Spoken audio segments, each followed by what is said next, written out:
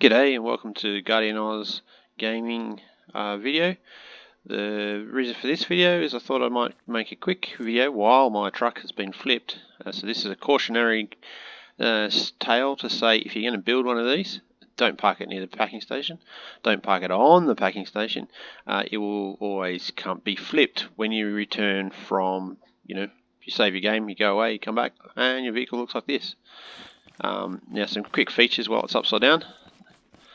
I actually use a bearing in the rear of the truck where the double bogie is to allow the suspension to twist and bounce. And then on the main rig component I have similar, so these wheels are on a bearing and they can actually move up and down. Now the other thing they have on them is they actually have a stopper built here, so the actual movement gap and range of the suspension or the pivot piece is reduced. And I have it available so it's got more travel forward than it has in the rear position just by what the blocks are. The other thing is that I actually have a block below the main chassis to give a little bit of wheel clearance, and you can see I have similar on the trailer. There's a block that's below the main rear axle section of that trailer. You can see the trailer is on a twist. So in the universal joint there is a bearing for rotation or twist of the trailer. There's a bearing for up and down of the whole component, and then there's a bearing for left and right for steering. To have a rig that's able to handle a large number of bales, you do need to have a high rated engine. This particular vehicle has a fully upgraded engine. I have my chest to carry extra fruit and vegetables for packing, and obviously my seat. Now I'll show you what is connected and what all the bearings are with the connection tool. So at the moment my trailer is disconnected from my engine, but to get extra power when you're fully loaded, you can actually bring the engine down to the rear wheels of the trailer.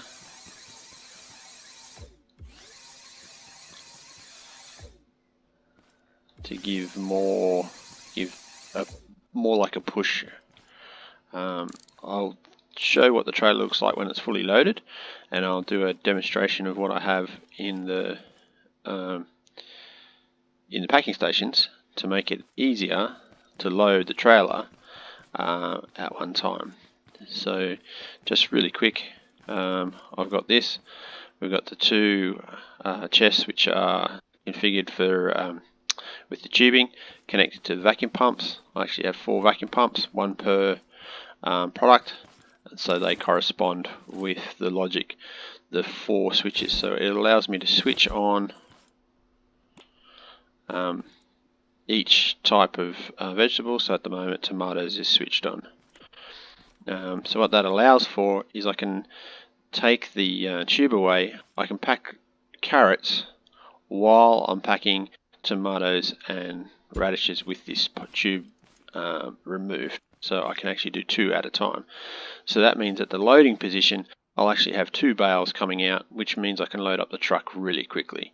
I'll demonstrate that in a moment after I show you how to build that particular part. So I'm going to flip my truck and it will get some fruit and veg ready, and I'll go to the second tier packing station. So I'll be with you in a moment after I've got some fruit and veg to pack. Welcome back to Scrap Mechanic. Here's a long shot of my truck. One thing that's not immediately apparent on this particular vehicle is I actually have a hinge in the dead center between the 2 front tires, which allows them to travel upwards and downwards in relation to the rest of the chassis. Where that's really apparent that you need as much movement as this particular vehicle has is something like this trucking apron. The trailer will stay on the road while your vehicle is on the top of the hill, and you actually need a fair amount of movement in between all the different components of your truck. You can see that the wires have a little twist, back tires there had a little raise. The trailer in relation to the rear tires is different, and you can see how that all behaves and interacts to make the truck useful on all the different terrains. I'm actually coming up here to show you how I load my truck, and some variations of what I've never seen anybody do it like this, but it's how I do it, and I find it most convenient because I can leave it set up, it runs great, and it's for packing multiple things at the same time. So what you start with is a simple platform, 3 high, all the way across the packing stations. I've extended it out to allow for logic to control everything. So with your vacuum pumps, just line them up with each window. I'll get the rest into my hotbar.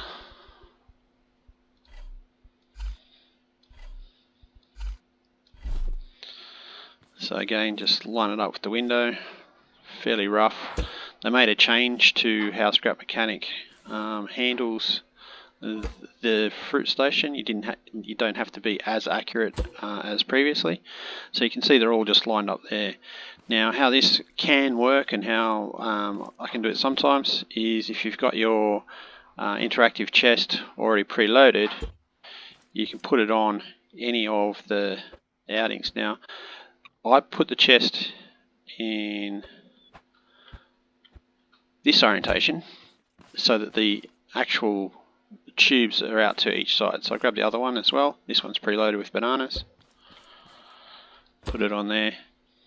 We'll add tubing for this vacuum pump, and what we'll do is we'll put one between here as well. Using the Q there, I was able to extend the tubing to make it fit and reach the chest. So again, on this side, put that one there. Use the long straight tube. If you use your Q key, you can resize it. So you can see there it was slightly different. So that's the different steps using the Q key. And that's set up, ready to go.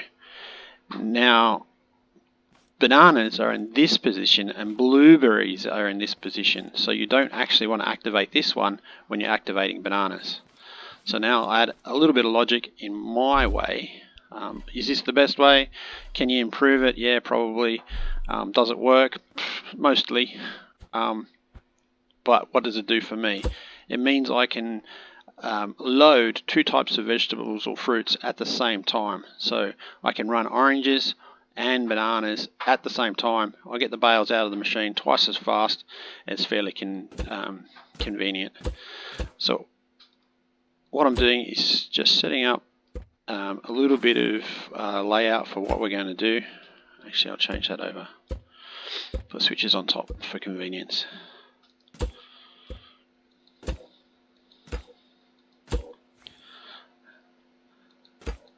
A logic gate per vegetable.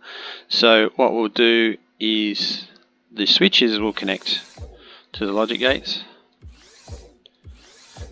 The logic gates are set to their default, which is AND. So what that means is I want the switch and our timer running. I'll set up the timer in a moment.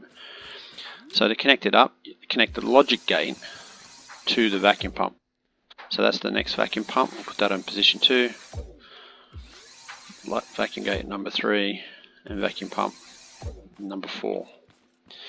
So now for a timer, I find I have a bit of trouble remembering what happens to make a timer start or make a timer stop.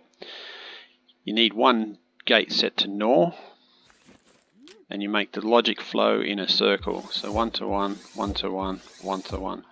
So there it's pulsing. So what we need to do is get a pulse into the system and make the timer longer. So at 750, we can see now that this is actually pulsing without us needing to do anything else. So we can take the pulse off either one of these gates and feed it into our different layouts. So now the situation is the pulse is always reaching each one of these gates, but it will not pulse until the switch is on. So what we should see is our vacuum pumps running. Why are you not pumping? Welcome back. I have found my problem. we can see here the tube is not lined up properly. I've actually moved this vacuum pump back out of line with everything else, so I'll just repair that, put it back in the right way, and then we're into business, and we're back into business again. So I'll just line this back up, point it in the right spot, make sure it's lined up properly, put our tubing back together, use the QT key to extend it, and there we go, we're firing pineapples. So this one's preloaded with bananas, so bananas are in that position. So if we use this particular switch, we'll see the pulse is running, the vacuum pump is pulsing, and it's sending in bananas for us. Now the other fruit I've got is oranges. Oranges are there, so oranges are in position 3, and there we go. So we can actually run both bales, get it both running at the same time. Makes it a bit more convenient and faster for the fruit and veg to come out. I'll use my lift to position my truck as convenient as possible to make the load nice and fast. Yeah, that's how I use my logic gates.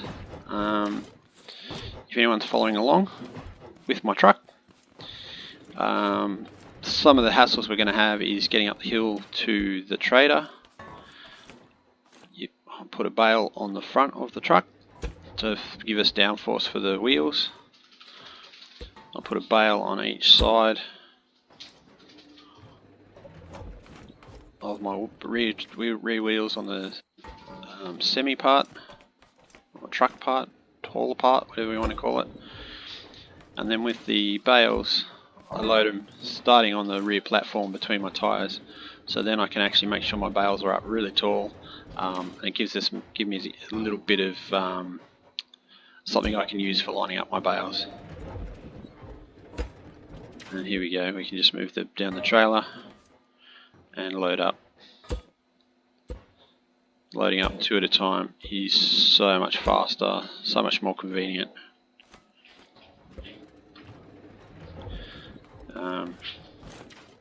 Yeah, so I'm going to load this up. I'll just pay attention to the machine. I've actually got a big haul of fruit and veg to go, so I'll get back to you when my trailer's loaded. So as you can see, it's just quite happily cruising along. I've done my oranges, bananas are almost done. I'll load up my blueberries and we'll see how we go from there. Yeah, I'll get back to you. Welcome back. Here's the trailer loaded up. I'm just about to head off-road to the trader, but I just spotted a pothole in the road, and just to give you a quick demonstration of how this vehicle works with the bearing in the front, between the 2 front wheels, and the bearings in the other sections on the trailer. It does mean that the whole vehicle moves around a fair bit, but it actually means it still stays relatively stable in relation to what's going on. So it gives you that whole view of why I have those wheels set that way, especially on the off-road terrain. You need to make sure that every single wheel's got as much grip as possible, and that everything stays on the ground as much as possible. The truck does have a lot of understeer, so the best way to control it is to back off the gas as you turn, just to make sure you've got a chance for those front wheels to grab and not be lifted off the air like doing a wheelie in a dragster. You can see here I'm going to have a bit of trouble on the hill, so it's just pulse that gas, get it ready to go. Actually, I'm going to upgrade the engine 1 notch to get us up this hill. Yeah, I'll show you how to do that. Bring it up. Actually, I'll do it 2, just to make sure we can get up there. This is where having all that extra grip helps. I was a bit overzealous. I've got 2 tiers of crops on the truck. So again, it's a pulse of the gas, not just to hold it down flat out. It's a little bit of work to just sort of get those wheels back on the ground and just keep that gas pulsing. Yeah, I'm pretty sure everyone's seen how you unload on a big truck like this. It's really important to clip that sign and swing the rig right up onto the platform in nice and deep, and then the trailer can catch on the corner, and so you can unload the whole truck from the very front to the very rear of the trailer in one go. So here's that sign I was talking about. Need to swing in really close, really tight, get that rig right up in that corner of this platform. Take your time, because the last thing you want to do is have to reverse it all the way back out. There you go. Off she loads. Alright, catch you on the flip side.